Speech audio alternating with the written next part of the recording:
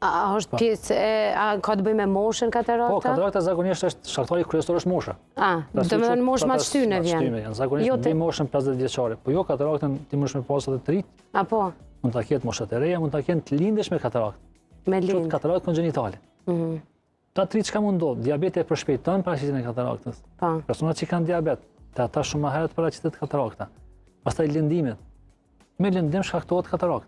Qysh? Për shembull marrim lumë futboll. Po, topi goditje. Okej. Një goditje, realisht mund shkaktoj katarakt. Se këto lëndimet që janë me perforative, thonë që shpohet syre, zakonisht e shkaktojnë kataraktën, që është ato e dimë, shumicën e herave.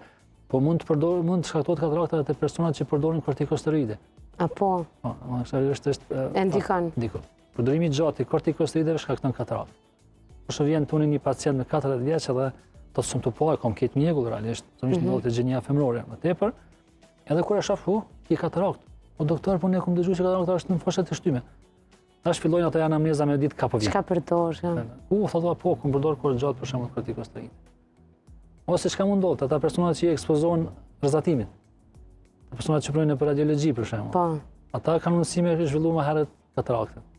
Se rrezatimi shkakton turbullim të thjesht. Interesant.